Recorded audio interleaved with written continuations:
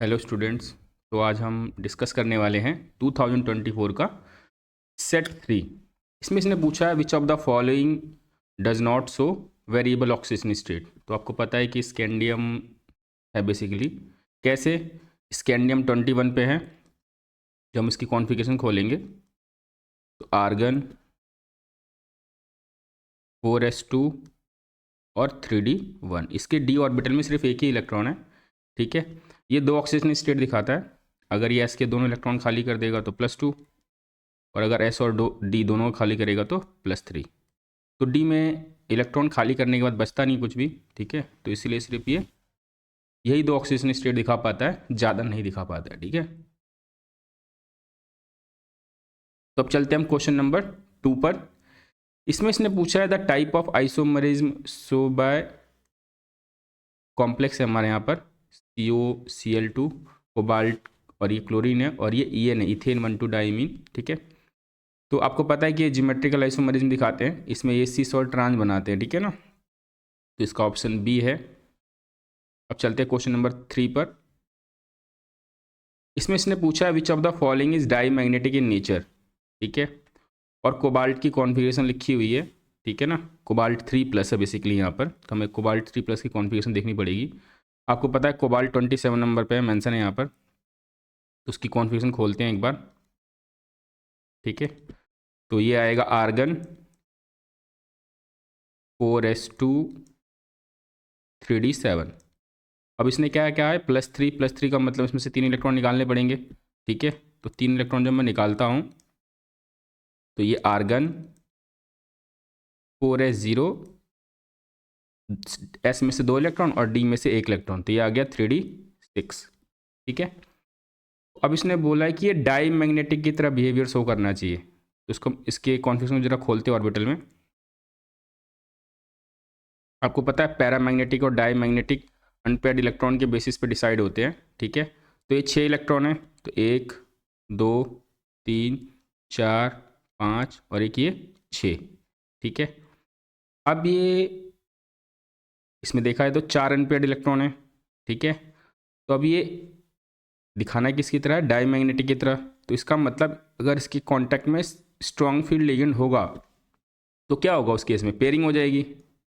ठीक है, तब कैसा हो जाएगा कॉन्फ़िगरेशन, स्ट्रॉन्ग फील्ड के इन्फ्लुएंस में। ये ऐसे था पहले नॉर्मल कॉन्फ़िगरेशन। ठीक है, यही था हमारा 6 इलेक्ट्रॉन का। ठीक है, तो स्ट्रॉन्ग फील्ड के इन्फ्लुएंस में क्या होगा कि ये वाला इलेक्ट्रॉन यहाँ आ जाएगा। ठीक है, ये वाला और ये वाला। ठीक है, स्ट्रॉन्ग फील्ड में पता है ना आपको, वो पेयरिंग कर देता है इलेक्ट्रॉन्स की। अब जब पेयरिंग कर दिया तो इस केस में तो ये अनपेयर्ड इलेक्ट्रॉन रहे ही नहीं, तो क्या दिखाएगा, डाई मैग्नेटिक। तो इसका ऑप्शन होगा ऑप्शन ए। ठीक है, जब कोबाल्ट स्ट्रॉन्ग फील्ड लिगेंड के कांटेक्ट में आएगा तब ऐसा नेचर शो करेगा। ठीक है, अब चलते हैं आगे। क्वेश्चन नंबर 4 में इसने कहा है कि इस रिएक्शन को कंप्लीट करना और देखना मेजर प्रोडक्ट क्या है। आपको पता है KCN जो है वो इलेक्ट्रोनेगेटिविटी डिफरेंस के बेसिस पे आयोनाइज हो जाता है, टूट जाता है। ठीक है ना,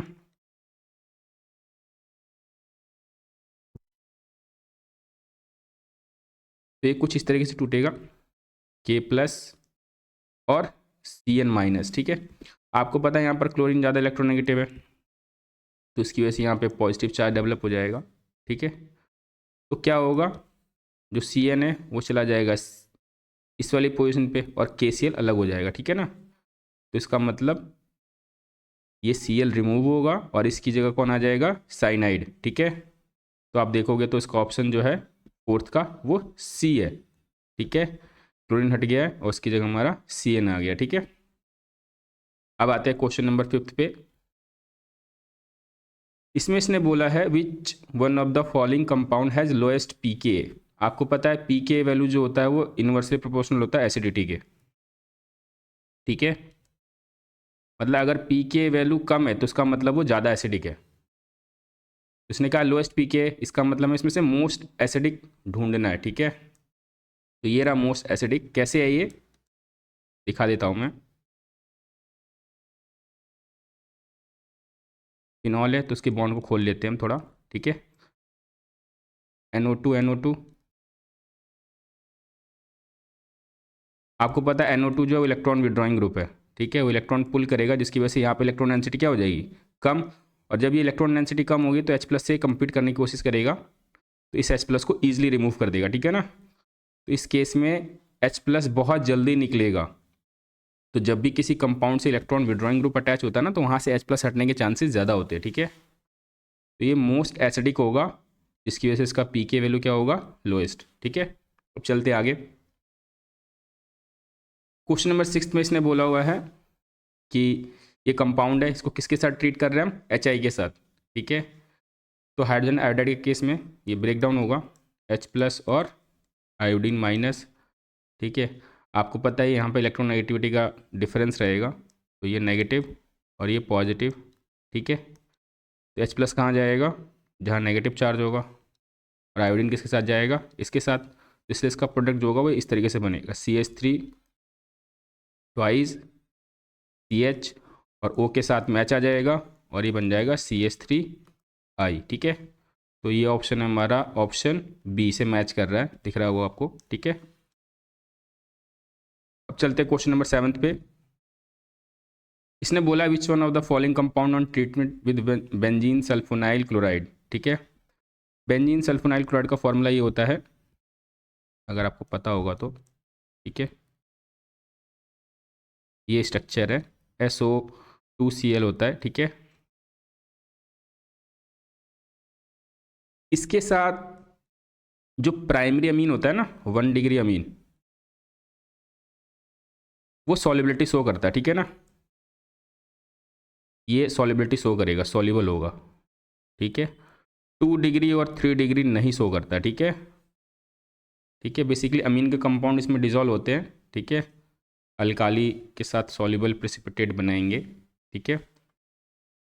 और इसने पूछा हुआ इसमें से कि which one of the following compound on treated with benzene sulfonyl chloride forms an alkali soluble precipitate. मैंने आपको बताया 1 डिग्री अमीन बनाएगा इसमें, तो ये रहा 1 डिग्री अमीन। ये इसलिए नहीं होगा क्योंकि ये सेकेंडरी है, ये टर्सरी है, और इसमें तो अमीन ही नहीं है, अमाइड वाला ग्रुप है, ठीक है। तो आप लिख लेना यहाँ पर कि बेंजीन सल्फोनाइल क्लोराइड के साथ में इसको हीजनबर्ग रिएजेंट भी बोलते हैं, ठीक है ना। यहाँ लिख देता हूँ मैं, कभी कभी MCQ में पूछ देता है, ठीक है।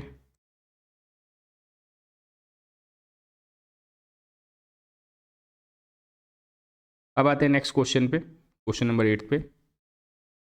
इसमें इसने बोला the order of increasing basicity, ठीक है। देखो इसमें दो तरीके से पूछ सकता है, एक्वस मीडियम और गैसियस मीडियम, ठीक है ना। तो गैसियस मीडियम आपको पता है एक मॉलिक्यूल का दूसरे मॉलिक्यूल के साथ कोई इंट्रैक्शन नहीं होता है। तो इस केस में जो ऑर्डर होता है ना, वो होता है 3 डिग्री, 2 डिग्री और 1 डिग्री। सबसे ज़्यादा बेसिक होगा 3 डिग्री, ये गैसियस के लिए। ऐसा इसलिए है क्योंकि देखो अगर मैं 3 डिग्री का स्ट्रक्चर बनाता हूँ, ठीक है, इस मॉलिक्यूल का दूसरे किसी मॉलिक्यूल के साथ इंट्रैक्शन नहीं है, ठीक है। तो इस केस में क्या होगा, आपको पता है अल्काइल ग्रुप इलेक्ट्रॉन डोनेटिंग होता है, तो इलेक्ट्रॉन डोनेटिंग की बेसिस पे इलेक्ट्रॉन डेंसिटी इंक्रीज कर जाएगी, ठीक है ना। इलेक्ट्रॉन डेंसिटी क्या हो जाएगी, इंक्रीज कर जाएगी, ठीक है। और बेस क्या होता है, जो H+ एक्सेप्ट करे, जब इलेक्ट्रॉन डेंसिटी बढ़ गई तो H+ की एक्सेप्ट करने की टेंडेंसी बढ़ गई इसकी, ठीक है ना। इसलिए 3 डिग्री सबसे ज़्यादा, उसके बाद 2 डिग्री, उसके बाद 1 डिग्री। लेकिन जब ये एक्वस मीडियम में होता है, एक्वस मीडियम के केस में ये चेंज हो जाता है, ठीक है, क्योंकि वहाँ पर फिर हम सॉल्वेशन एनर्जी को भी देख के चलते हैं, ठीक है ना। सॉल्वेशन एनर्जी बेसिकली वो होता है जब आप किसी चीज़ को डिज़ोल्व करोगे, ठीक है ना, एक पर्टिकुलर सॉल्वेंट में, तो इससे एनर्जी रिलीज होती है, उसको बोलते हैं हम सॉल्वेंट एनर्जी, ठीक है, solvation energy. The amount of energy release when solute is dissolve in a solvent, ठीक है। अगर वही सॉल्वेंट हमारा वाटर हुआ तो उस सॉल्वेशन एनर्जी को हम बोलते हैं हाइड्रेशन एनर्जी, ठीक है ना। तो इस केस में हम सॉल्वेशन एनर्जी को भी कंसिडर करते हैं जब एक्वस मीडियम होता है, ठीक है। तो इस केस में जो ऑर्डर है वो चेंज हो जाता है। ऑर्डर कैसे चेंज हो जाता है, 2 डिग्री, 1 डिग्री और 3 डिग्री, ठीक है, इसमें भी अमीन हमारा रहेगा। अब देखो इसमें इसलिए एक्वस मीडियम में क्या होता है कि जैसे जैसे बल्किंग होती है ना, सॉल्वेशन एनर्जी कम हो जाती है। ठीक है, तो इसका जो ऑर्डर होगा एक्वस मीडियम का वो ये वाला होगा। ठीक है, दोबारा रिपीट कर दे रहा हूँ, सॉल्वेशन एनर्जी जो है वो amount of energy release when solute is dissolve in a solvent. ठीक है, एक्वस मीडियम में दोबारा बोल रहा हूँ मैं, जो अब देखो H प्लस जब एक्सेप्ट करेगा ये, ठीक है, H प्लस एक्सेप्ट करने के केस में क्या होता है मैं बता देता हूँ।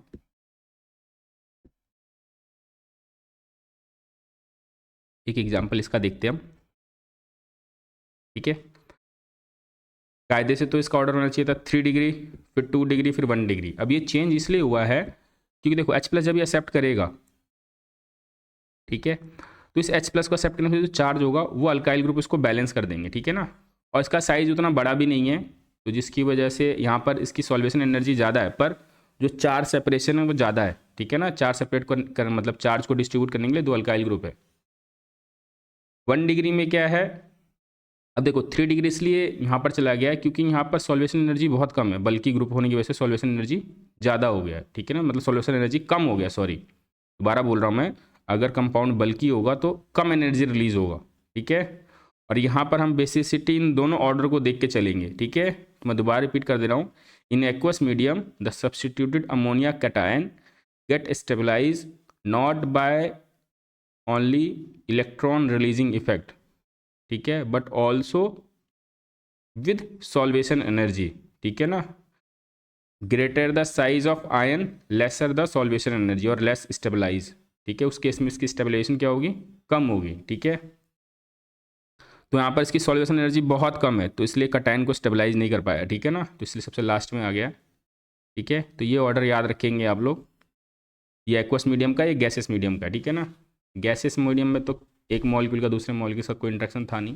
ये क्वेश्चन हमेशा अरेंज करने के लिए आता है, तो ध्यान रखेंगे। ठीक है, चलते हैं नीचे। क्वेश्चन नंबर 9 में इसने बोला हुआ है कौन सा विटामिन है जो कोगुलेशन ऑफ ब्लड में रोल प्ले करता है। कोगुलेशन का मतलब होता है ब्लड कहीं से कट जाता है तो ब्लड का जमना। ठीक है ना, इस केस में हम देखेंगे तो विटामिन के है। ठीक है, जो ब्लड को कोगुलेट करता है। ठीक है, ये कह रहा है जब कैटलिस्ट का अमाउंट इंक्रीज करेंगे, when a catalyst increase the rate of when a catalyst increase the rate of chemical reaction, then rate constant, आपको पता है रेट कांस्टेंट एक पर्टिकुलर रिएक्शन के लिए कांस्टेंट ही रहता है। कैटलिस्ट जो है वो एक्टिवेशन एनर्जी को डाउन कर देता है, बस यही करता है। ठीक है ना, तो हमारा रेट कांस्टेंट सेम रहेगा but rate of reaction change हो जाएगा। ठीक है ना, उसने रेट कांस्टेंट के बारे में पूछा था। अब चलते हैं नेक्स्ट। इसमें इसने बोला 1% सॉल्यूशन, 1% सॉल्यूशन है एक सॉल्यूट एक्स का जो कि आइसोटोनिक है 6% के साथ में। ठीक है ना, आपको पता है आइसोटोनिक के केस में जो हमारा ऑस्मोटिक प्रेशर होता है वो इक्वल होता है, तो pi x is equal to x का ऑस्मोटिक प्रेशर और सुक्रोज का ऑस्मोटिक प्रेशर दोनों इक्वल होगा। इसका फॉर्मूला क्या होगा, CRT। इसका भी क्या होगा, पाई की जगह हम लिख लेंगे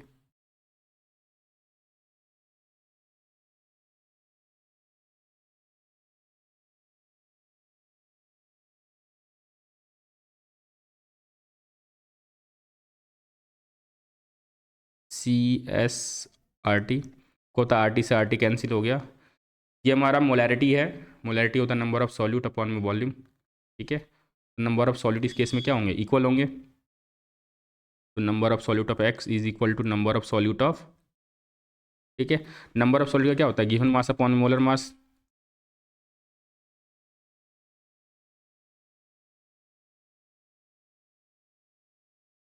ये हमारे पास दे रखा था 1% का मतलब 1 ग्राम हो गया, यही निकालना है हमें। ठीक है, ये सुक्रोज का अमाउंट दे रखा है 6% मतलब 6 ग्राम, और ये दे रखा है 342, ये ऊपर चला जाएगा इधर आ जाएगा, तो 342 डिवाइडेड बाई 6 काटेंगे तो ये आ जाएगा 6 5 ज़ा 30, 6 7 ज़ा 42। तो ये 57 आ गया, ठीक है ना। तो ये रहा ऑप्शन बी। अब चलते हैं नेक्स्ट क्वेश्चन पे। क्वेश्चन नंबर 12 में इसने बोला हुआ during the electrolysis of NaCl the cathodic reaction. देखो जब भी हम एक्वस NaCl का इलेक्ट्रोलाइसिस करते हैं तो यहाँ पर मैं दोनों रिएक्शन लिख दे रहा हूँ, ठीक है ना, कैथोडिक वाली भी और एनोडिक वाली भी, ठीक है ना। तो कैथोड पे जो वाटर है वो 2 इलेक्ट्रॉन लेकर ब्रेक डाउन हो जाता है हाइड्रोजन और हाइड्रोक्साइड में, ठीक है। तो इसको बैलेंस करने के लिए मल्टीप्लाई कर लेते हैं, ये 2, ठीक है, 2 और 2 4, ये बैलेंस हो गया, ठीक है। ये हमारा कैथोडिक रिएक्शन है। एनोडिक में यानी ये वाटर जो है 2 इलेक्ट्रॉन लेके हाइड्रोजन को ब्रेक डाउन करना चालू कर देगा, ठीक है ना। तो ये हाइड्रोजन गैस रिलीज होगा कैथोड पे और हाइड्रोक्साइड आयन बनना चालू होगा। एनोड पे क्या होगा, क्योंकि जो इलेक्ट्रॉन लिया है इसने, इलेक्ट्रॉन आएगा कहाँ से, तो ये एनोड वाले का इलेक्ट्रोड से आएगा, ठीक है। इस केस में आपने NaCl डाला हुआ था तो ये 2 Cl के आयन मिलके आपको पता ही है क्लोरीन बनाएंगे और 2 इलेक्ट्रॉन रिलीज करेंगे, और वही 2 इलेक्ट्रॉन ये वाटर ले रहा था, ठीक है। तो ये हमारा रिएक्शन हो गया, ठीक है, वो कैथोडिक हो गया, ये एनोडिक हो गया। ओवरऑल रिएक्शन ये हो जाएगा, अगर हम दोनों को ऐड करेंगे तो यहाँ लिख देता हूँ ओवरऑल, ठीक है। कभी कभी ओवरऑल रिएक्शन भी पूछ देता है आपसे, ठीक है।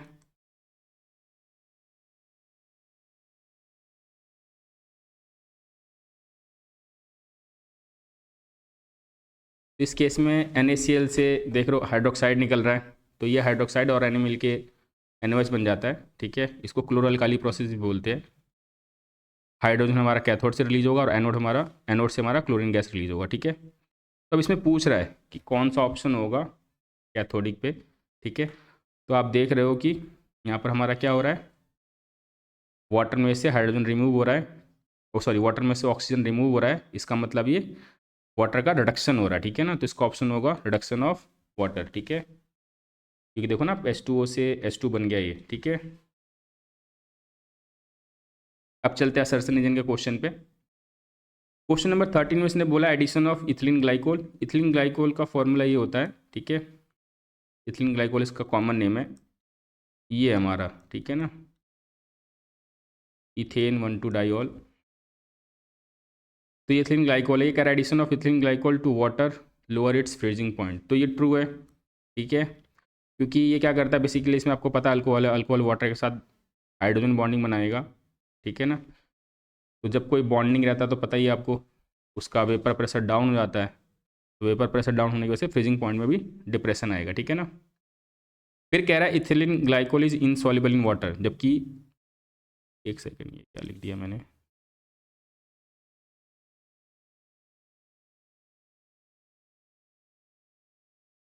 ठीक है। Ethylene glycol is insoluble in water due to lack of its ability to form hydrogen bond, जबकि हाइड्रोजन बॉन्डिंग बनाता है, ठीक है ना। तो असर्शन फॉल्स है, असर्शन ट्रू है और रीजन फॉल्स है, ठीक है। तो इसका ऑप्शन होगा ऑप्शन सी, ठीक है, 13 का होगा सी। अब चलते हैं क्वेश्चन नंबर 14 पे।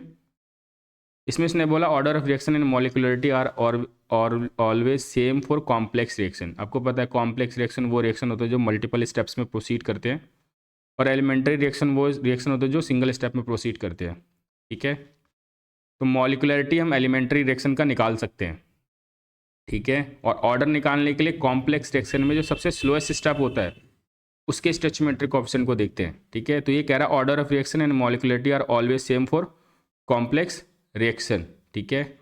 तो इसका मतलब ये फॉल्स है, ठीक है। अब है नीचे, ठीक है, इसमें इसने बोला हुआ है order is determined by experimentally, हाँ एक्सपेरिमेंटली फाइंड आउट होता है, और मॉलिक्यूलरिटी सिर्फ एलिमेंट्री रिएक्शन के लिए एप्लीकेबल है। तो असर्शन फॉल्स है और रीजन ट्रू है, ठीक है। तो इसका जो ऑप्शन होगा वो होगा assertion false reason two option D, ठीक है।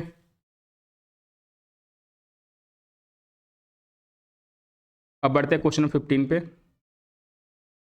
ये कह रहा है the boiling point of ethanol is higher than that of dimethyl ether. आपको पता है इसके अंदर हाइड्रोजन बॉन्डिंग होता है, इसके अंदर डाइपोल डाइपोल इंटरेक्शन होता है, तो जो हाइड्रोजन बॉन्डिंग बनाता है उसका बॉइलिंग पॉइंट हमेशा ही ज़्यादा रहता है, ठीक है ना।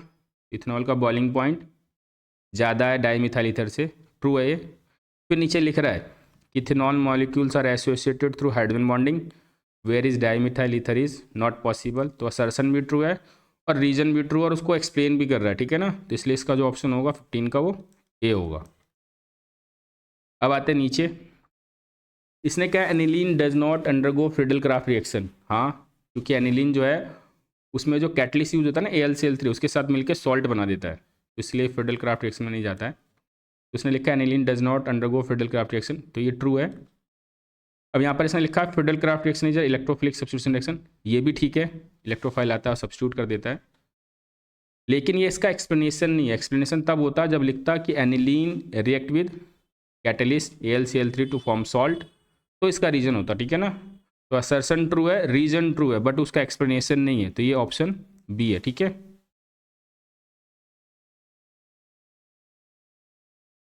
अब कह रहा है डिफाइन मोलल डिप्रेशन कांस्टेंट, ठीक है। देखो, इसको डिफाइन करने के लिए आपको उसका फॉर्मूला पता होना चाहिए। तो आपको पता है ये डेल्टा TF जो होता है वो बराबर होता है KF इंटू मोलैलिटी के। अब इसको डिफाइन करना है, तो अगर मैं मोलैलिटी को 1 कर देता हूँ तो क्या होगा, KF किसके बराबर हो जाएगा, डेल्टा TF के। तो मैं इसी के बेसिस पे इसकी डेफिनेशन लिख दूंगा, ठीक है ना। यहाँ पे लिख देता हूँ मैं नीचे ए वाले का, molal depression constant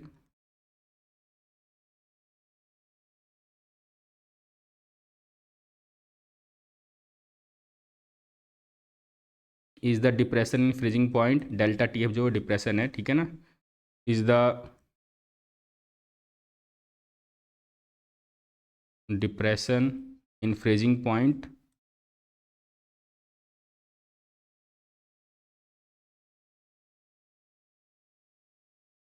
absorb in a 1 molal solution, ठीक है।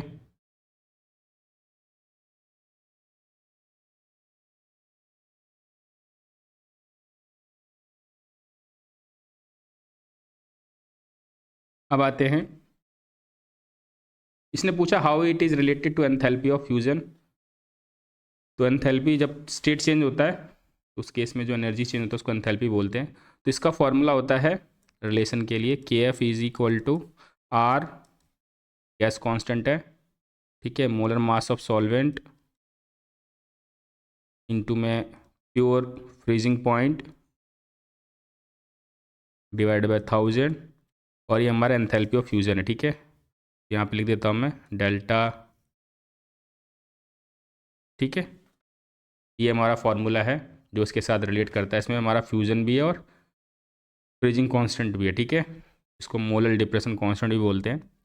अब चलते आगे, इसने पूछा what type of depression is shown by ethanol and acetone mixture, ठीक है। तो आपको पता है इथेनॉल इथेनॉल में आपस में हाइड्रोजन बॉन्डिंग होता है, वो स्ट्रांग होता है, और एसीटोन एसीटोन में डाइपोल डाइपोल इंटरेक्शन होता है। तो जो नया फोर्स सेटअप होता है ना वो उतना स्ट्रांग सेटअप नहीं होता, ठीक है ना। तो इसकी वजह से यहाँ लिख देता हूँ मैं, ये आपस में अच्छे से बॉन्ड नहीं बना पाएंगे, और जब अच्छे से बॉन्ड नहीं बना पाते हैं ना तो वो वोलाटाइल होते हैं, नहीं वेपर बनते हैं उनके जल्दी जल्दी, और जब वेपर बनेंगे तो उनका प्रेशर भी बढ़ेगा, तो इसकी वजह से ये पॉजिटिव डेविएशन दिखाएंगे, ठीक है ना।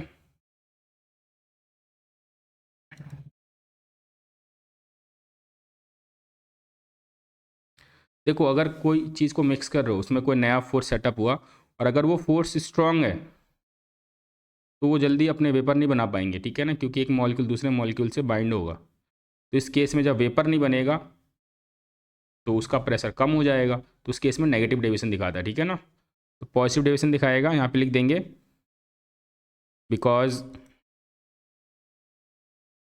इथेनॉल और acetone interaction, ethanol acetone interaction is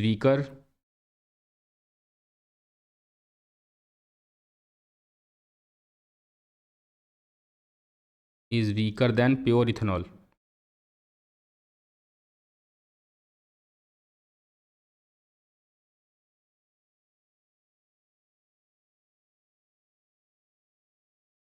ethanol and pure acetone, ठीक है।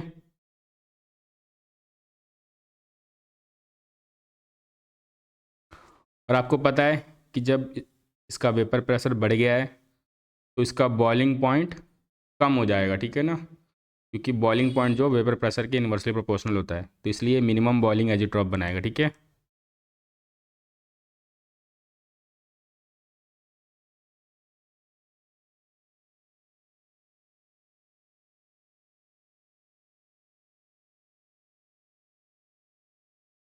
ठीक है, अब आते हैं नीचे क्वेश्चन नंबर 18। इसमें इसने बोला है in a reaction of if the concentration of reactant X is triple, X की कंसंट्रेशन जो है वो ट्रिपल हो गई है, तो उस केस में जो रेट है वो 27 टाइम्स हो गया, ऑर्डर पता लगाना है। ठीक है, नॉर्मली अगर हम लिखें तो ऐसा आएगा कुछ, रेट इज इक्वल टू के, एक्स हमारा कंसंट्रेशन था, पी हमारा इसका ऑर्डर है, हमें पी नहीं पता है। ठीक है, अब रेट कितना हो गया 27 टाइम्स, इसकी जगह मैं कुछ लिख लेता हूँ ऐसे, आर लिख लेते हैं। ठीक है, R1। ठीक है, तो R1 जो नया रेट आया है वो हो गया हमारा 27 टाइम्स। ठीक है, तो 27 R1। ठीक है, ये के का के, और जो कंसंट्रेशन थी हमने एक्स का कंसंट्रेशन कितना किया, ट्रिपल किया है, तो एक्स से हम क्या लिखेंगे 3x, पी का पी। अब दोनों को डिवाइड करते हैं, तो R1 से R1 कट गया, 1/27। ठीक है, के से के कट गया, x/p, और नीचे आ गया 3x/p, तो उसको मैं क्या लिख लूँगा, चलो पहले लिख लेता हूँ यहाँ पे 1/27 x/p, पावर को अलग कर लेते तो क्या आ जाएगा 3 की पावर p और x की पावर p, तो ये कट गया पूरा, पलट लेते हैं 1/27 इज इक्वल टू 3 की पावर p, पलटेंगे तो ऊपर 27, ये पलटेंगे तो 3 की पावर p, 27 क्या लिखेंगे 3 की पावर 3, यानी p की वैल्यू कितनी आ गई 3। ठीक है, यानी ऑर्डर क्या होगा 3। ठीक है, तो वैसे भी आपको दिख रहा है कि x की कंसंट्रेशन ट्रिपल करने पर 27 टाइम्स का मतलब ऑर्डर 3 ही होगा। ठीक है, लेकिन आपको निकाल कर दिखाना होगा, कभी कभी नंबर कट जाते हैं अगर सीधा लिख दोगे तो। ठीक है, तो थर्ड ऑर्डर हो गया हमारा। अब इसने कहा state a condition under which biomolecular reaction is kinetically first order. ठीक है, देखो ये तभी होता है जब सूडो मॉलिक्यूल फर्स्ट रिएक्शन हो। ठीक है ना, इसका एग्जांपल में आपको पता ना, हाइड्रोलाइसिस ऑफ ईस्टर जब करते थे तो वाटर जो था वो सूडो मॉलिक्यूल था, अगर वाटर नहीं होगा तो रिएक्शन होगा नहीं। ठीक है ना, लेकिन वाटर की कंसंट्रेशन बढ़ाने पर रेट ऑफ रिएक्शन में कोई चेंज नहीं आ रहा था। ठीक है, तो इसमें आप ये भी लिख सकते हो, उसने बोला ना state a condition under which a biomolecular reaction, biomolecular मतलब दो मॉलिक्यूल पार्टिसिपेट कर रहे हैं, लेकिन ऑर्डर क्या होना चाहिए फर्स्ट, तो ये दो केसेस में होगा। ठीक है ना, when one of the reactant is in excess, अगर एक रिएक्टेंट एक्सेस है तो जो कम वाला है उसका अमाउंट जब बढ़ाएंगे तभी प्रोडक्ट बनेगा। ठीक है, एक तरीके से कम वाले पे डिपेंड करेगा फिर वो, one of the reactant is excess, या आप ये भी लिख सकते हो उसमें वो ईस्टरिफिकेशन वाला। ठीक है ना, हाइड्रोलाइसिस ऑफ ईस्टर।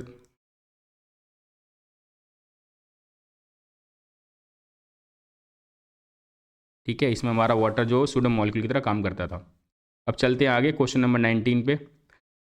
इसमें इसने बोला इस आयनिक रिएक्शन को कंप्लीट करना है, इस केस में आपको पता होना चाहिए कौन किस में कन्वर्ट होता है। ठीक है, तो ये सल्फाइट है, सल्फाइट जो है वो सल्फेट में कन्वर्ट होता है। ठीक है, और मैंगनीज Mn2+ में आपको मालूम ही है, तो ये Mn2+, मैंगनीज जब भी रहेगा Mn2+ बनाएगा। ठीक है ना, क्योंकि इसमें हाफ फिल कॉन्फ़िगरेशन होती है, हमने पढ़ा ही है। ठीक है, और ये सल्फाइड को कन्वर्ट कर देगा सल्फेट में। ठीक है, SO4 2-, बैलेंस करते हैं, यहाँ पर मैंगनीज में 2 मैंगनीज है तो इधर 2 से मल्टीप्लाई कर लेते हैं। ठीक है, सल्फेट यहाँ पर 5 है तो इसको 5 से मल्टीप्लाई कर लेते हैं। अब यहाँ पर हमें ऑक्सीजन को बैलेंस करना है, तो ऑक्सीजन को बैलेंस करने के लिए 4 × 2 = 8, 8 ऑक्सीजन इधर है और 3 × 5 = 15। ठीक है, 8 और 5, 8 यहाँ पर 5 3 × 15, 15 और 8 कितना हो गया 23, 23 ऑक्सीजन इस साइड है। ठीक है, या आप इसमें हाइड्रोजन को भी देख सकते हो, हाइड्रोजन से भी इजीली बैलेंस हो जाएगा। ठीक है, यहाँ पर 6 हाइड्रोजन है तो अगर मैं यहाँ पर 3H2 ऐड कर दूंगा तो ये रिएक्शन बैलेंस हो गया। ठीक है ना, हाइड्रोजन भी बैलेंस हो जाएगा और ऑक्सीजन भी ऑटोमेटिकली बैलेंस हो जाएगा, आप चेक कर सकते हो। ठीक है, अगर यहाँ पर H+ नहीं दिया होगा तो उस केस में हम ऑक्सीजन काउंट करते हैं और ऑक्सीजन काउंट करके वाटर ऐड करते हैं। फिर वाटर ऐड करने के बाद हाइड्रोजन को बैलेंस करने के लिए H+ ऐड करते हैं, ठीक है। क्रोमियम जो है ये Cr3+ बनाता है, ध्यान रखना पड़ेगा आपको ये, ठीक है, क्योंकि Cr3+ में वो T2G कॉन्फ़िगरेशन दिखाता है, ठीक है ना, इसी वजह से बनाता है वो। और फेरस जो है वो फेरिक में कन्वर्ट हो जाएगा। यहाँ पर इसका ऑक्सीजन नंबर +2 है, तो इसका मतलब ये फेरस है, और जब ऑक्सीजन नंबर +3 होता है तो हम फेरिक पढ़ते हैं, ठीक है ना। तो ये फेरस फेरिक में कन्वर्ट होगा। एलिमेंट्स को बैलेंस कर लेते हैं। क्रोमियम 2 हो गया, ठीक है। आयरन 6 था, तो यहाँ पर हम 6 से मल्टीप्लाई कर लेंगे। एक सेकेंड।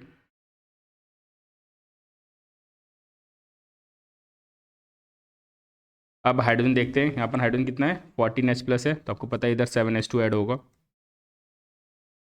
ठीक है। तो ये बैलेंस हो गया। आप ऑक्सीजन काउंट करोगे तो ऑक्सीजन भी बैलेंस है, ठीक है।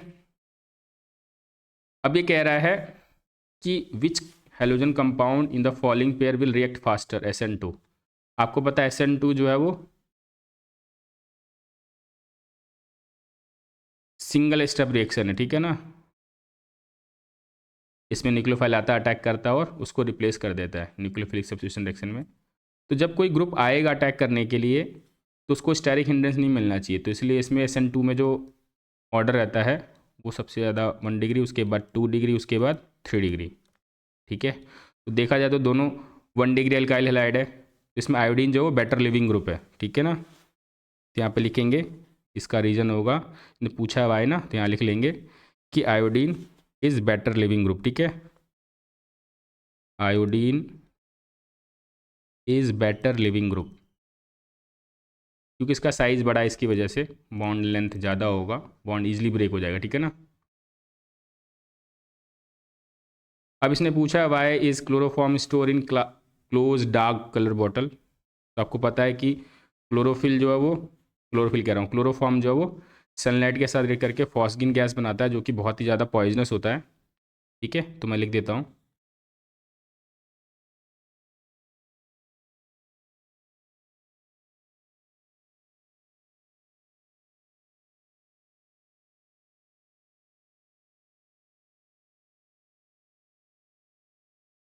React with light and air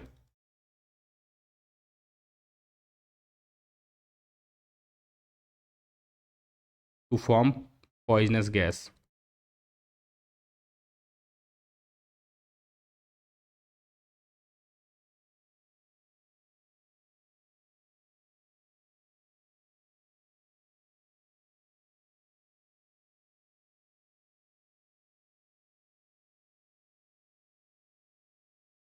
फॉस्गिन, ठीक है, कभी कभी MCQ में पूछ सकता है आपसे ये।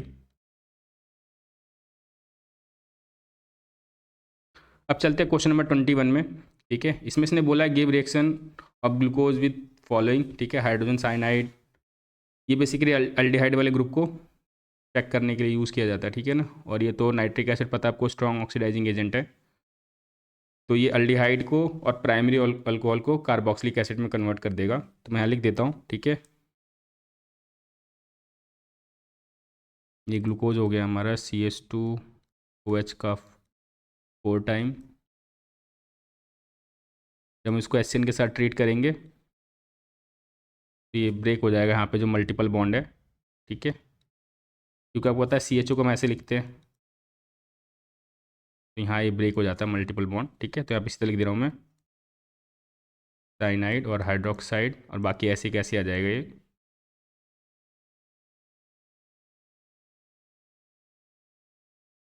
बी वाले मैंने आपको बताया कि HNO3 जो स्ट्रॉन्ग ऑक्सीडाइजिंग एजेंट है, तो वो अल्डिहाइड और प्राइमरी अल्कोहल को ऑक्सीडाइज करके कार्बोक्सिलिक एसिड में कन्वर्ट कर देगा। तो यहाँ लिख देता हूँ मैं,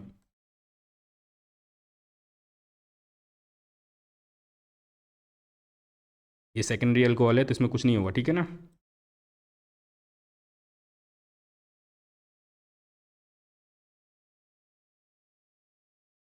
ये कार्बोक्सिलिक में कन्वर्ट हो जाएगा, ये ऐसे ही रहेगा,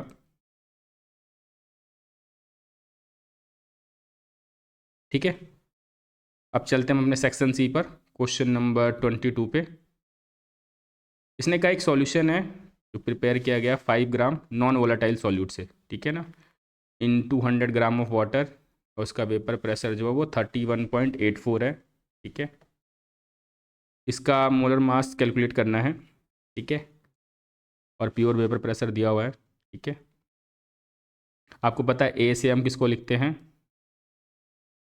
सॉल्वेंट को, और बी से सॉल्यूट को। अपने हिसाब से आप सिंबल लिख सकते हो, बस याद होना चाहिए आपको। ठीक है ना, तो आपको पता है रिलेटिव लोअरिंग और वेपर प्रेशर का जो फॉर्मूला होता है वो ये होता है। ठीक है, माइनस पी ए अपॉन में P naught A is equal to X B, mole fraction of solute. ठीक है, इसको खोलूँगा मैं तो एन बी अपॉन में N A plus N B. अब ये बहुत छोटा है तो इसको नेगलेक्ट कर देंगे। ठीक है ना, यहाँ पे लिख लेंगे एन बी जो है वो एन ए से बहुत छोटा है, तो इस केस में नेगलेक्ट हो जाता है। ठीक है ना, तो ये आ जाएगा एन बी अपॉन में एन ए, फॉर्मूला लिख लेंगे। ठीक है, एन बी का क्या हो जाएगा हमारा, वही सेम जो फार्मूला होता है नंबर ऑफ मोल्स का फार्मूला। ठीक है, तो यहाँ पर मैं सीधा लिख दे रहा हूँ। ठीक है, डब्ल्यू बी अपॉन में एम बी, और यहाँ आ जाएगा डब्ल्यू ए, इसके नीचे आएगा तो ऊपर चला जाएगा। ठीक है ना, अब हमारे पास क्या क्या दिया हुआ था डालते हैं। ठीक है,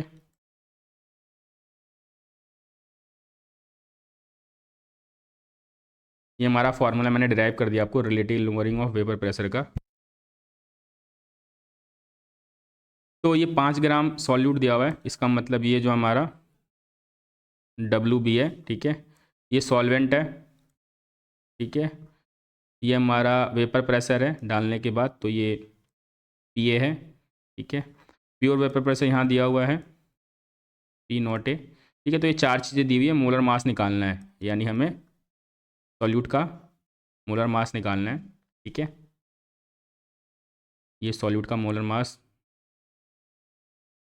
और वाटर है तो आपको पता ही है इसका मोलर मास कितना होता है वाटर का, 18। ठीक है,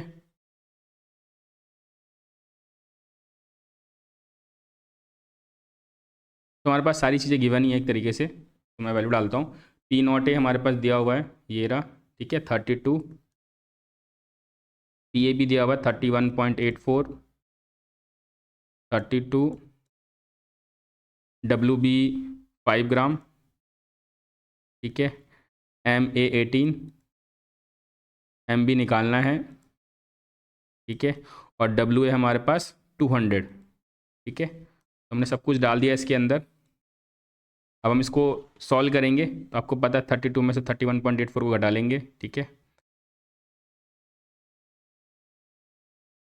इस पूरे को सॉल्व करोगे तो आपकी वैल्यू जो आएगी मोलर मास ऑफ क्या बोलते हैं सॉल्यूट, ये आएगा 90 ग्राम पर मोल। ठीक है, तो आप चेक कर सकते हो माइनस करके उसको डिवाइड करने के बाद।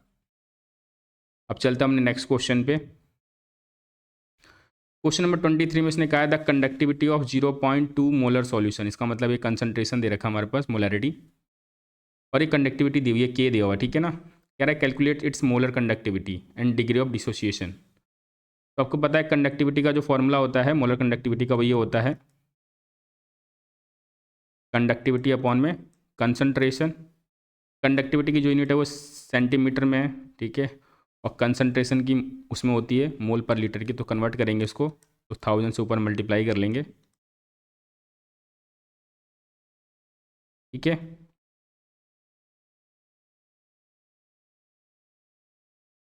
वैल्यू डालते हैं। के हमारे पास 2.48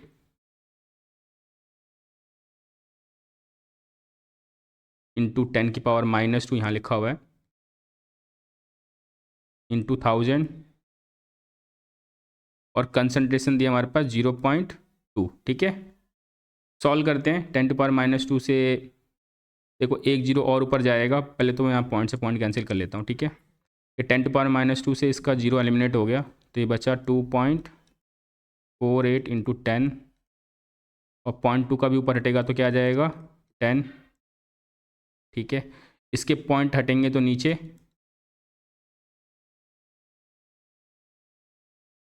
100 इंटू 2, ये 100 से 100 एलिमिनेट हो गया, और ये 2 से कट जाएगा। ठीक है, तो ये आ जाएगा 124। तो हमारे पास मोलर कंडक्टिविटी आ गया है। ठीक है, ये हमारे पास 124 और यूनिट जरूर लिखेंगे, ठीक है ना, अगर आप यूनिट नहीं लिखोगे तो नंबर कट जाएंगे। साइमन सेंटीमीटर स्क्वायर पर मोल। अब उसके बाद इसने बोला डिग्री ऑफ डिसोसिएशन, और इसने यहाँ पर प्योर वाला दे रखा है, ठीक है ना। लिमिटिंग मोलर कंडक्टिविटी निकालने का जो फॉर्मूला था वो इंडिविजुअल आयन का हमें केसीएल का देखना है, तो ये अटायन का के का, ठीक है ना, प्लस अनायन का, अनायन में हमारा Cl माइनस है, ठीक है। तो डालते हैं वैल्यू 73.5 प्लस 76.5, इसको सॉल्व करेंगे तो आएगा लगभग 150, ठीक है। यूनिट लिख लेते हैं साइमन सेंटीमीटर स्क्वायर पर मोल। अब आपको पता है अल्फ़ा निकालने का फॉर्मूला क्या है, मोलर कंडक्टिविटी अपॉन में लिमिटिंग मोलर कंडक्टिविटी, तो डिवाइड करते हैं दोनों को, ठीक है। तो 124 डिवाइडेड बाय 150 काटोगे तो आएगा लगभग 0.826, इसका मतलब ही 82% टूटा है, ठीक है ना, अल्फ़ा की वैल्यू हो गई। इसकी कोई यूनिट नहीं होती, ठीक है, ध्यान रखेंगे। अब चलते हैं क्वेश्चन नंबर 24 पे, ठीक है। क्वेश्चन नंबर 24 में इसने बोला है कि फर्स्ट ऑर्डर रिएक्शन में 25% कंप्लीट होने में उसको 40 मिनट लगा, ठीक है ना। तो आपको पता है फर्स्ट ऑर्डर रिएक्शन का जो फॉर्मूला होता है ये होता है के इज इक्वल टू 2.303 अपॉन में T,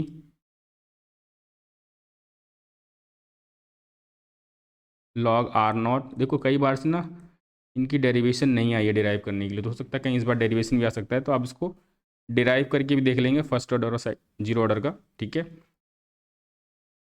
first order reaction is 25% complete, तो इनिशियल कंसंट्रेशन क्या है हमारी 100, टाइम दे रखा है उसने 40 मिनट, ठीक है, तो यहाँ 40 डाल लेते हैं, लॉग 100 अपॉन में 1 सेकेंड।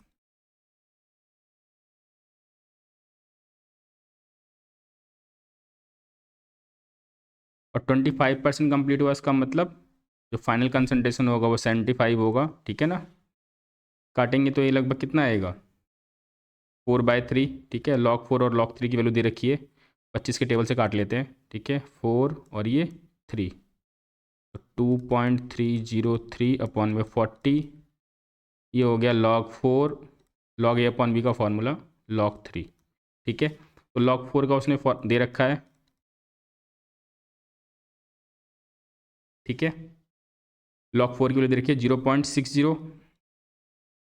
और log 3 की वैल्यू दे रखी है हमारे पास 0.48, ठीक है। इसमें से इसको माइनस कर लेंगे,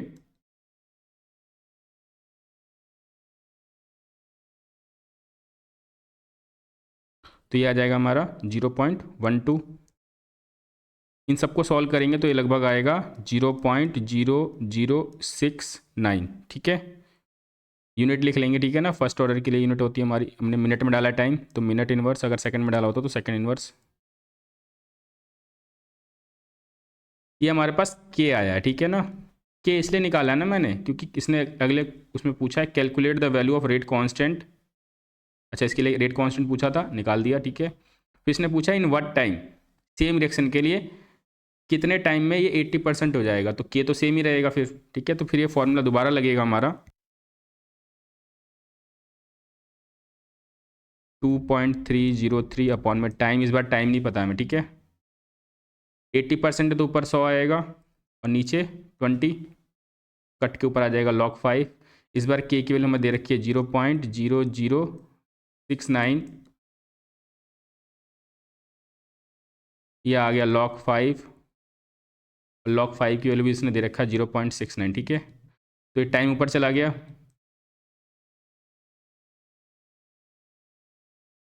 0.0069 और log 5 की वैल्यू की भी हमारा क्या है 0.69, ये काटेंगे, ठीक है।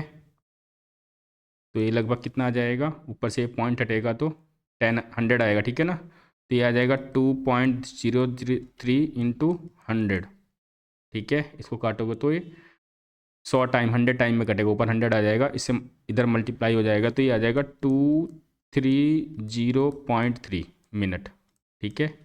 तो इतनी देर में 80% हमारा कंप्लीट हो जाएगा रिएक्शन, ठीक है। अब बढ़ते क्वेश्चन नंबर 25 की तरफ।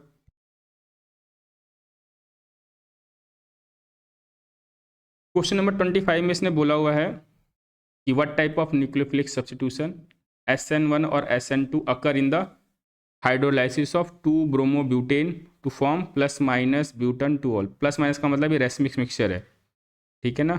और रेसमिक मिक्सचर में दोनों तरफ से अटैचमेंट होता है। दोनों तरफ से अटैचमेंट का मतलब बोथ साइड से न्यूक्लियोफाइल जो होगा अटैक करेगा, और ये तभी होगा जब कार्बोकटायन हमारा फॉर्म होगा, ठीक है ना। तो यहाँ लिख लूँगा मैं ए में SN1, क्योंकि SN1 में हमारा कार्बोकटायन बनता है, ठीक है ना। Due to the formation of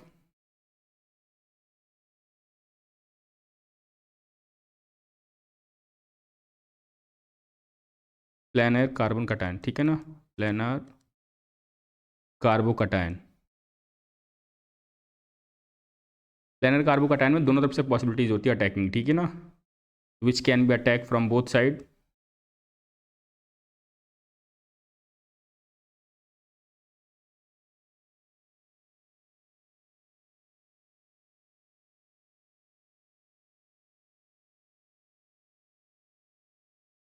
ठीक है, तो इसी वजह से क्या होगा, ये रेसमाइजेशन होगा। आपको पता है रेसमिक मिक्सचर बनता है इसमें, प्लस वाला 50 और माइनस वाला 50 डेक्सट्रोरली वो दोनों बनते हैं, ठीक है। फिर है बी वाले पार्ट में आप देखो तो पूछ रहा है कि what happen when chlorobenzene and methyl chloride are treated with sodium metal in dry ether, ठीक है। क्लोरोबेंजीन और मिथाइल क्लोराइड है,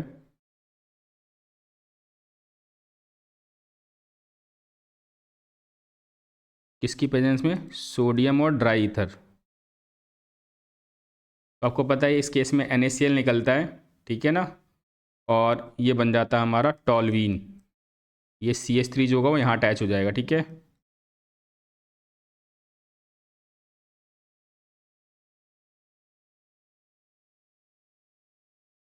अब बढ़ते हैं आगे, क्वेश्चन नंबर 26।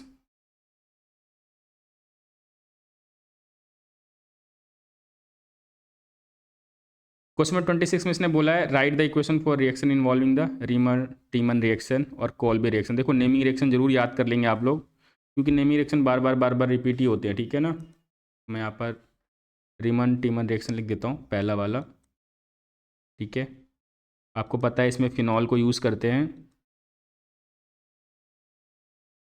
ठीक है, और CHCl3 के साथ ट्रीट करते हैं, ठीक है, क्लोरोफॉर्म और एक्वस NaOH, तब बनता है हमारा यहाँ पर एक सॉल्ट ONA और एल्डिहाइड अटैच हो जाएगा, ठीक है। फिर जैसे आप H+ के साथ ट्रीट करोगे उसको, वहाँ से ONA से Na हट जाएगा, ठीक है ना। तो ये हमारा कंपाउंड बन गया, ठीक है। अब है सेकंड वाले पार्ट में इसने पूछा हुआ है कोल्बे रिएक्शन, ठीक है ना। कोल्बे रिएक्शन में फिनॉल को इस्तेमाल करते हैं, ठीक है। पहले हम इसका सॉल्ट बनाते हैं। सॉल्ट बनाने के लिए सेम NaOH के साथ ही ट्रीट करेंगे सीधा, ठीक है। तो ये बन जाएगा ONA,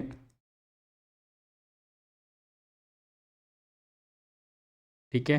फिर जैसे ही आप CO2 और H2 के साथ ट्रीट करोगे, CO2 और H+ के साथ में, एसिड के साथ में, तो ये हमारा कार्बोक्सिलिक और फिनॉल बना देगा, ठीक है। ONA के Na हट के वहाँ पर OH आ जाएगा और यहाँ पर हमारा कार्बोक्सिलिक आ जाएगा, ठीक है। अब इसने पूछा name the reagent use in bromination of phenol to from 2,4,6 tri bromo. 2,4,6 tri bromo आपको पता ही है, उसमें ब्रोमीन वाटर यूज़ करते हैं, ठीक है। तो थर्ड वाले का आंसर है Br2 वाटर, ठीक है। अब आते हैं आगे 27 क्वेश्चन पे। इसने बोला बेंजोइक एसिड से बेंजल्डिहाइड बनाना है। इसमें से कोई भी 3 अटैम्प्ट करने हैं, फिलहाल मैं चारों समझा रहा हूँ आपको। इसने कहा है बेंजोइक एसिड से हमें क्या बनाना है, बेंजल्डिहाइड, ठीक है। तो ये वाला पार्ट यूज़ करना है बेंजोइक एसिड, तो COOH। पहले हम क्या करेंगे, इसका थैनाइल क्लोराइड के साथ ट्रीट करेंगे, ठीक है। जैसे आप ट्रीट करोगे ये कार्बोनाइल क्लोराइड में कन्वर्ट हो जाएगा, COCl, ठीक है। फिर आपको पता है रिड्यूसिंग एजेंट जो है वो हाइड्रोजन और पैलेडियम यूज़ करके कार्बोनाइल क्लोराइड में, ठीक है ना, ये एल्डिहाइड में कन्वर्ट हो जाता है, ठीक है। तो ये हमारा बेंजल्डिहाइड बन गया, ठीक है। बी वाले पार्ट में उसने बोला हुआ इथेनॉल टू प्रोपानोन, ठीक है। तो इथेनॉल का फॉर्मूला CH3, यही है CHO, ठीक है। इथेनॉल टू प्रोपानोन, सबसे पहले तो हमें इसमें से इसको अल्कोहल में कन्वर्ट करना पड़ेगा, ठीक है ना। और अल्कोहल में कन्वर्ट करने के लिए वही RMgx के साथ ट्रीट करेंगे, ठीक है। तो पहले स्टेप में ग्रिगनार रिएजेंट यूज़ कर लेते हैं, क्योंकि इथेनॉल से प्रोप वाले पे चलना है, एक पहले तो कार्बन बढ़ाना है, ठीक है। तो CH3MgBr के साथ इसको ट्रीट करते हैं और H+ के साथ में, ठीक है। इस केस में ये प्रोपन टू ऑल बनेगा, ठीक है। तो CH3 ये हमारा कन्वर्ट हो गया प्रोपन टू ऑल में, ठीक है। और आपको पता है सेकेंडरी अल्कोहल का जब PCC के साथ करते हैं तो कीटोन में कन्वर्ट हो जाता है, तो ये हमारा कीटोन में कन्वर्ट हो जाएगा PCC के साथ ट्रीट करने पे, ठीक है, सेकेंडरी अल्कोहल का। तो ये प्रोपानोन बन गया हमारा। अब चलते हैं सी वाले पार्ट पे। इसने बोला एसिटोफिनॉन टू बेंजोइक एसिड, ठीक है। इस बार हमें रिएक्टेंट क्या रखना है, एसिटोफिनॉन। तो ये रहा हमारा एसिटोफिनॉन, ठीक है। इसके लिए हम ऑक्सीडेशन करवाएंगे इसका, तो इसके लिए हम ऑक्सीडाइजिंग एजेंट यूज़ कर लेते हैं, पोटेशियम पर मैग्नेट KMnO4, ठीक है। ये क्या बनाएगा, इसका सॉल्ट बनाएगा, आपको पता ही है कुक वाला सॉल्ट बनता है, ठीक है। तो ये बन जाएगा COOK। फिर वाटर के साथ जैसे ही ट्रीट करोगे वहाँ से H+ अटैच हो जाएगा और K को रिमूव कर देगा, KOH बन जाता है, ठीक है। तो ये बन गया हमारा बेंजोइक एसिड, ठीक है। अब चलते हैं इसके डी वाले पार्ट पे।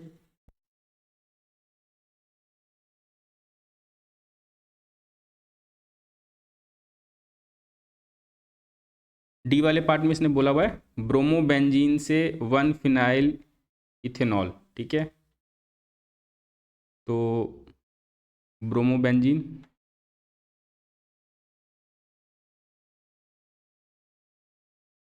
ये रहा हमारा ब्रोमोबेंजीन, ठीक है। अब इसको हम मैग्नीशियम के साथ ट्रीट करेंगे ड्राई ईथर की प्रेजेंस में, ठीक है। तो आपको पता ही RMgx बन जाता है। तो ये बन गया हमारा MgBr, ठीक है। ग्रिगनार एजेंट है RMgx, ठीक है। फिर हम इसको क्या करेंगे, हमें बनाना है क्या है, फिनाइल इथेनॉल, ठीक है। तो इसमें हम अल्डिहाइड यूज़ करेंगे, जितने कार्बन वाला यहाँ पर है, इथेन है तो इथेनॉल यूज़ करेंगे, ठीक है ना। प्रोपानॉल होता तो प्रोपेनॉल यूज़ करते, ठीक है। यहाँ लिख देता हूँ मैं, CH3CHO के साथ ट्रीट करेंगे और H+ को अटैच करने के लिए पता ही H+ या वाटर डाल सकते हो या कोई भी एसिड डाल सकते हो। इस केस में क्या होगा, यहाँ से MgBr रिमूव हो जाएगा, यहाँ फिनॉल आ जाएगा और यहाँ पर मिथाइल ग्रुप। अब बढ़ते हैं हम क्वेश्चन नंबर अपने 28 पे। 28 में इसने बोला भाई गिव द स्ट्रक्चर ABC, इनका बताना है, A क्या होगा, B क्या होगा, C क्या होगा। आपको पता है KCN के साथ ट्रीट करने पे वो Cl रिमूव हो जाता है, ठीक है ना। तो ये बन जाएगा A वाला जो होगा वो CH3CH2CN।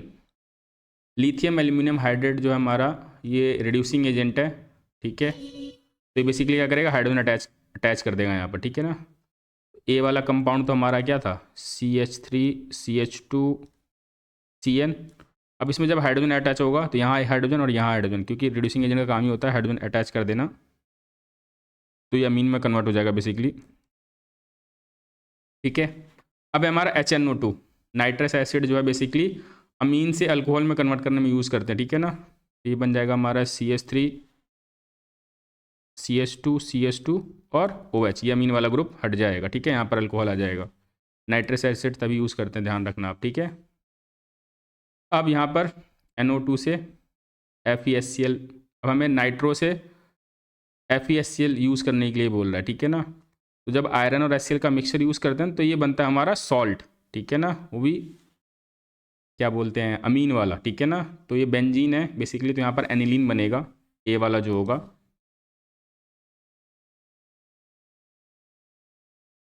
तो ये बन गया ए हमारा बी वाले पार्ट के लिए, ठीक है ना। एनिलीन, एनिलीन को जब नाइट्रस एसिड और HCl के साथ ट्रीट करते हैं तो बेंजीन डाइजोनियम सॉल्ट बनता है, ठीक है। तो यहाँ पर जो बी होगा ये बनेगा हमारा बेंजीन डाइजोनियम सॉल्ट, यानी N2 प्लस, ऐसे लिखते हैं ना, पता ही आपको, ठीक है, Cl माइनस। और जब इसको हम फिनॉल के साथ ट्रीट करते हैं, फिनॉल का कोई कंपाउंड होगा, ठीक है, तो इस केस में एक कपलिंग रिएक्शन में चला जाता है, तो ये हमारा सी फॉर्म करेगा ऐसे, ठीक है। यहाँ लिख देता हूँ मैं,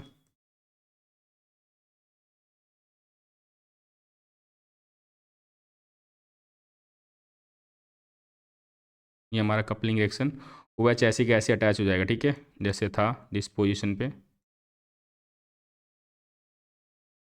ठीक है। तो ये कंपाउंड बन गया हमारा। ये बेसिकली प्राइमरी अमीन और एरोमेटिक, मतलब अमीन और एलिफेटिक अमीन और एरोमेटिक अमाइन में यूज़ किया जाता है टेस्ट को पता लगाने के लिए कि कौन एरोमेटिक अमाइन है। एरोमेटिक अमाइन ही ये टेस्ट देता है, ठीक है। तो हम मिलते हैं अपने नेक्स्ट वीडियो के पार्ट में। Thank you.